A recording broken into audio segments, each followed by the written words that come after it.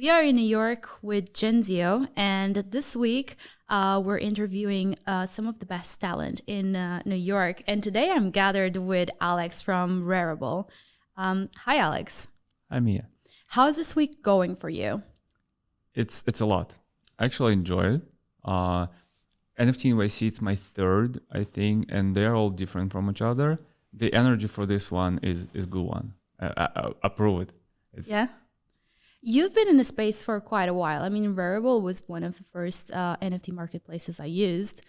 And tell me a little bit, like, how did you get into crypto? How did you get into NFTs? And what brought you to this idea? All right. First of all, that's a very common thing to say. I hear that from many people that Rarible was the first thing they used in NFTs, and I'm glad we've been able to do that for the space. So I'm in crypto for a while now. I started in 2012. That was my second year in the college. I didn't have any Web2 job at all. I dived Web3 right in. I read the Bitcoin white paper. We had my college buddy with whom we have it's always like that. Let's build a company. Let's build a startup. What is out there? Bitcoin was one of the very early tech. Nobody knew what that is. I read it, and as soon as I understood the tech, I was sold. Since then, it was with me. I truly sold to the idea of sovereign ownership. Balaji recently put a tweet out that the internet is the next America. I love that so much because that's how I felt always in my life, that I'm the citizen of the internet and not any country. So building a financial system for the new country is so fulfilling, and building the ownership system for the items, that was what behind the NFTs. We also wanted to have fun. I was always building throughout the 2012 to 2017, 2018, the complicated startups, like exchanges with short sales and leverages. And somebody told me, why you always do this difficult stuff? Do something simple for the people. And that struck me. I think that makes sense. Let's try that. Well, there was multiple people. There was 5 of us when we started the company. It was a common idea. Our CEO had a sticker marketplace as a previous business, kind of close. That's how it organically was born. Mm-hmm. And I remember Rarible was one of the most open marketplaces at the time. Like, it was easier to list on Rarible. It was more fun because of that as well, because your friends could easily just buy your NFT. How are you positioning today? Because it's so loud and noisy with so many marketplaces now. How do you approach this? It is very hard. I think you're catching that right. So positioning yourself in the Web3 space is hard. From inside, we're trying to be true to the values, and I think that is what defining the positioning from us. We had different experiments at the peak of the bull run. We started as very open. That was always in our ethos because we've been in the space forever. So we understand that this is the change of the mindset. You want to be in the mindset, okay, my wallet is my online identity. I can do anything I want with it. So there shouldn't be any gatekeepers. If I want to create something, it should be the same as in the real world. I want to be able to create that. That's why the platform was always open.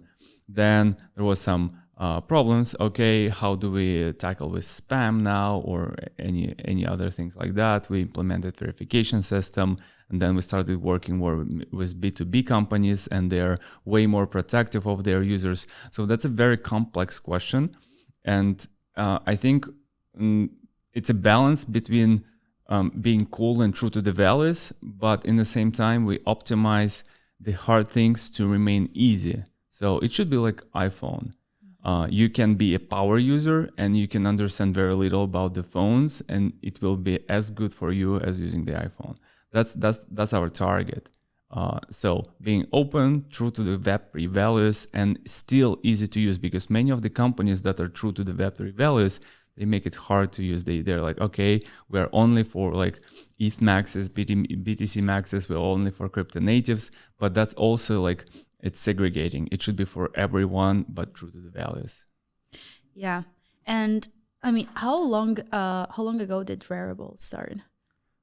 The idea started in summer 2019. So in Uh-huh. several months, it's going to be 5 years. Oh, wow. So you must have seen so much happening on the NFT space. How would you define this moment right now? This moment right now, I think it's like a phoenix that is being reborn. I would define this moment because I like that. there was a big boom in 2021, a bubble that everyone was on. A part of that clearly wasn't sustainable. Part of that was sustainable, and it's very hard to untangle. The sustainable elements, art, sustainable elements, community, it will always be there. Sustainable elements, just on-chain ownership, composable items, having fun with your friends on chain or on Farcaster with frames, with open editions. This is sustainable.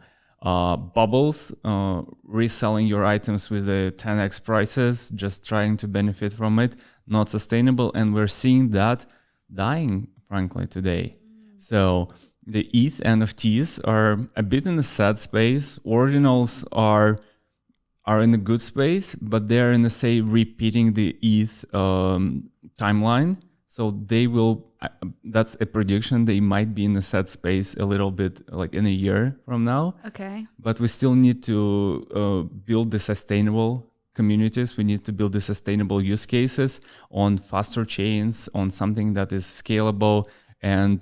But saying that, I'm very bullish because I see that people have fun now with socials, with NFTs, with open editions. And that reminds me of the fun we had at 2017, 2018, when we created the first NFTs. So I'm very positive on the future, but also there is going to be a lot of hard work for us to get there. So when you say faster chains, who are you thinking, Solana? All right. Yes. Let's go that route. I'm agnostic. EVM, we always been EVM fans. We started as Ethereum aligned. I think that ETH has so far the best ethos in the space. They have the best values. They have the best culture. They put a lot of thoughts into how we should be as a new country, as a community. Yeah. And sometimes there are hurdles. Personally, I hate that you need to do like approve and spend for ERC20 tokens, right? For other chains, that might not be true. So there are other VMs that are better than that. Values wise, I'm very aligned with Ethereum, but I'm also rooting for Solana. I'm also rooting for Aptos, for Sui. So that our choice would be neutral among all of them. And I'm seeing the great tech on Solana and on Aptos, on MoveVM, on Cosmos VM. And so far, the biggest strength on Ethereum in terms of values, and we need to work as Ethereum community to make our tech good as well. Base is doing amazing. Yeah, I tend to agree. And in terms of media format, do you think, because it's been very like image driven, there's all sort of things we can do with NFTs, and people are highly creative in this space. Do you think that a new kind of media might blow up, might become the new thing, or do you think it's going to continue to be image driven? It's a very good question. I do believe that the media formats will proliferate. There will be more. I often say that in 2017 we had very smart NFT. The first NFTs, CryptoKitties, they are amazing. It's a living creatures that can breed on chain. And then we went all the way back to, okay, this is the simple image. That's it. I think that was important because it's very easy to realize. It doesn't add any like mental overhead. It's very easy to understand. This is the picture. I own it on chain. Okay, now that we distributed that knowledge across the world, pretty much everyone knows what NFTs are, even in distant parts, we can go back towards creating more smart versions of NFTs. I'm seeing good innovation on the platforms that allow you to remix media, derive one image from another, derive music from another music, combine music and pictures into the video, while each part of that is also an NFT. So image is an NFT, music is an NFT, the new thing you produced is an NFT, and it references the provenance to the other things that you remixed. So all of that, I believe, is an amazing thing. I also saw podcasts in NFT, and I just recorded my first influencer TikTok reel like style video on Dracula app. Oh, I saw, yeah. You saw that? I'm so glad that that was with Web3. I never did something like that before. It's pretty cool. As the building blocks of crypto come together, what is possible to build today, or what is easier to build today, let's put it this way, wouldn't have been as easy years before or as cheap. Was there like a pivotal moment for Rarible that you could like all of a sudden you were able to do something or to add a certain feature that would unlock a whole world, maybe bringing ease or allowing users to do a certain thing? Did that happen at any point? Oh, that's a very good question. I need to think about it for a moment. What would be the best example of that?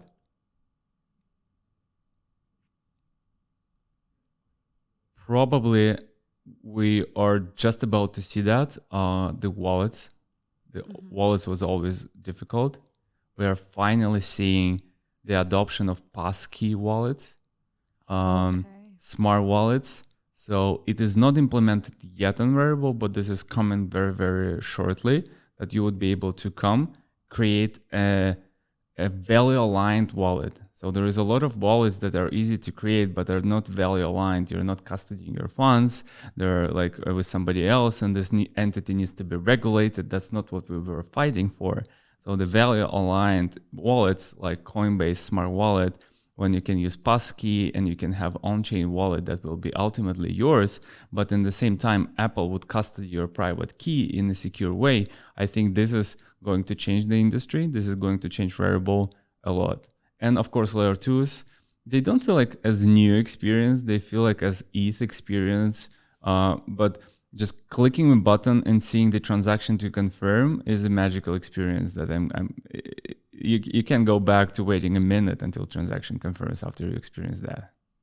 Do you think NFTs or NFT platforms like Rarible will be able to interconnect with many other platforms that could live not necessarily on top of it, but in an interconnected way? So have you had like any ideas around that? Like, for example, like social platforms or anything as such? Absolutely. That is what I'm thinking a lot about. Who was that? I think that was Paki McCormick that wrote an essay which was called The Great Online Game. That we're speaking about online games, we're speaking about Web3 games in a way that it's going to be a video game. It's going to be the video game when absolutely the same way you imagine it, that you log in, there's a character, you run with it, you like do quests. He is claiming that the whole ETH or the whole internet is the game. So if you think about this way, that we are already all interconnected by the virtue of the same chain, which is very important.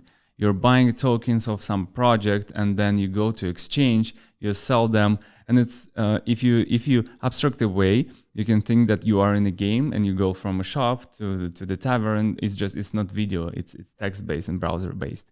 So, but I think you were asking more about like practical side of that. Okay, let's connect it to Farcaster, and this has not happened yet. I'm big fan of socials. We very early on we had this feature that allowed you to saw everything that is on sale by the people that follow you. So we have our own social graphs.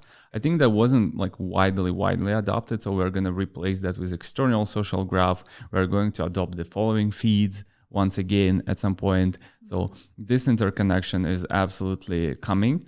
But also the Rarible itself, it's built the way that we know everything about all NFTs on the chain we connect to. We have indexer, and that's the core tech of Rarible. You can go and see my NFTs, and it will show you all NFTs across all the chains. So in that sense, that's the best interconnection, that we are not only siloed to the things that are created with us, but we allow everything that is created in other places to be used on Rarible. Mm-hmm. What do you think of the dynamic around like NFT membership and ticketing and all of that? Because just at the conference, like we were talking about it, and some people think that that's not gonna be sustainable over time, and some people think that that will become a thing. So, what are your thoughts on this? I was thinking about this a lot as well, and I have mixed feelings. One of them is it is something that is very obvious and comes to your mind when you think about NFTs. Okay, NFT tickets are probably something that is good to use. Also, from my experience, I feel like things that are obvious in NFT might not often work. That there is a lot of unobvious things that were amazing. And the events are ultimately physical experience, and they are ultimately custodied by some person in real life. So there is a little bit of a less sense to apply NFTs to that part, because that was brought to verify your online ownership, on-chain ownership. And if a person needs to verify that does break the value of it a bit. The secondary markets are useful, although we know that event organizers often fight secondary markets. It's not cool that people buy and then the real people can't buy the tickets at the original prices. So this is a complicated topic. I think we will see the solution there, but I wouldn't say that, oh, this would be the holy grail that will bring NFTs to the next level. Yeah, I tend to agree. Okay, but you're based here in New York, and people tend to think that like big cities like New York tend to adopt technology faster than other places, which is fair to think like that. Is there like, because obviously I imagine you have a broad spectrum, and feel free to keep it as private if you have to. But is there like any hotspots in the world where you see like the most NFT activity on Rarible? Yes. Funny that we started Rarible while being in Russia. Initially, all the team was there, and 70% of users, 80% of users was from US. Even then, we were outside of that world back then. Now we moved the headquarters, we moved the team to Lisbon, so that's our two biggest offices. Obviously, US is the biggest market, and I see it everywhere. We're seeing some adoption of NFTs in Asia. At some point, I looked at our activity on Rarible from the analytics standpoint. It was almost countries sorted by their GDP. So it's rich countries that have money to spend. It's also about capital formation. The crypto, they bought crypto early, they invested. The culture of investing is widespread in these countries. So I would say US, New York, San Francisco, LA. New York is the biggest city for NFTs and for crypto, absolutely. Mm-hmm. And is there any feature or anything like you're working on at the moment that people could be like starting to get excited about? Starting to get excited about. My biggest dream is to go back to our roots and redefine creation of NFT, because that is the whole cycle. It starts with there was nothing, then the asset was created by somebody who put their creative energy into it. Then there was a mechanic of that distribution. So it's not only about like, okay, I can create one-on-one NFT today in Rarible, but the market moved past that. There is a lot of new mechanics that are like open edition. It's not one-on-one. It's completely different, because all one-on-ones, they're pre-created. Open editions are getting created as they're minted. So I want to redefine minting experience to make the economy complete. Item is going to be created, distributed, and then it's going to go for secondary, or even not go for secondary at all. And we're seeing much less activity on secondary markets today and much more activity on mints today. Overall, if we compare this bull run with the previous, we are way down on the secondary level, on the secondary volume. I think we're down maybe 3, 5, 10x maybe. But on the primary number of mints, number of users, we are up 2 times from the previous one. Wow. So yeah. It's working, just not where you expect it to work. Yeah. It's an interesting dynamic. For any artists watching, could you explain essentially like why they should release their collection on Rarible versus the other platforms. Like what's the main advantage point? Yes, I think that goes back to where we were. We are very value aligned, and for artists, it's very important. We're seeing that everywhere. We support a lot of new chains. So if you artists want to experiment with new formats, with new chains, with new ideas, we're here for you. You can drop with Rarible. We'll be able to highlight you. And we also have the tech for you as you're growing up to create your own marketplace. We're seeing that adoption from artists as well. But we're here to have fun and promote the culture forward. So I think we are seeing that as a part of our mission to help you do that. I love that. Where can they find you? So you can find me on Twitter. Obviously, Twitter on x.com/Rarible is our main account, x.com/insider0x, 0x as an Ethereum address beginning. That's me, my personal account, and on Farcaster, Insider0x as well. I would actually prefer Farcaster because I want to onboard more people to Web3 Tech. Find me there.